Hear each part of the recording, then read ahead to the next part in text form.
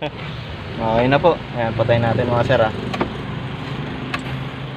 May check engine na. Check engine na po. Goods na. Start. Yun, namatay na. Check engine. Galitin natin. Woohoo! Ayos. Ayos, ayos. Okay na po.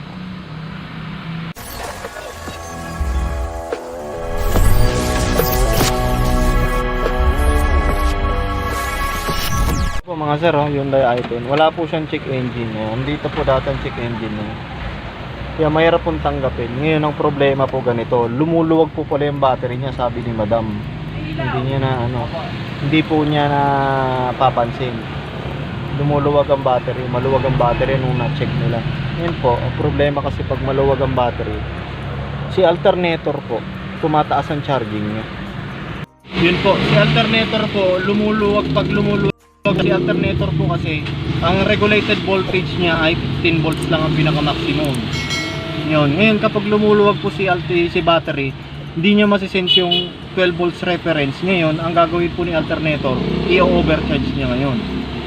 More than 15 siya.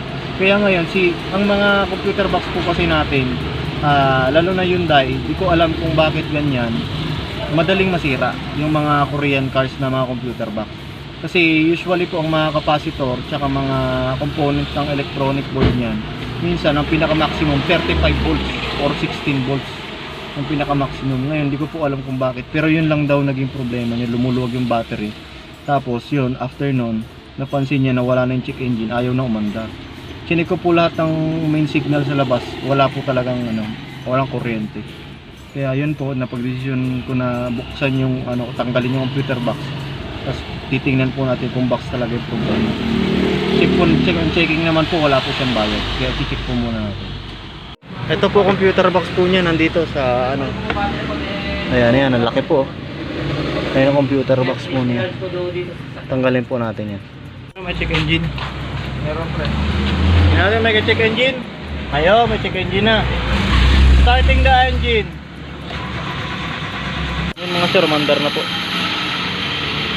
Yan, mandar na po siya. Ilang RPM dyan? 11. 11 cold start, mandar na. The best ka talaga, paring Carlo. Ayan, kay Kaloy Auto Shop. Mga dyan, mga taga Pande. Anong lugar to pre? Poblasyon. Nasa poblasyon po kami ngayon, Pande, Bulacan. Basta po may problema po kayo, ang shop po nila nasaan pre? Bagong baryo. Bagong baryo. Bago dumating Amana. Bago dumating ng Amana, bandang kaliwa. Ayun. Tanong niyo po Kaloy, kay Mang Kaloy. Good. Running. Start. Good. Okay na. Okay na po, solve. Problem solved. Hyundai i10. Ayaw pong umandar niyan, tapos walang kuryente lahat. Na yung ignition coil, pati yung injector, walang kuryente. Meron na po, goods na. Subscribe po sa 777 Auto Electrical Shop. Yan po, PM lang po kayo dyan kung may same issue po kayo. Kaya okay na po.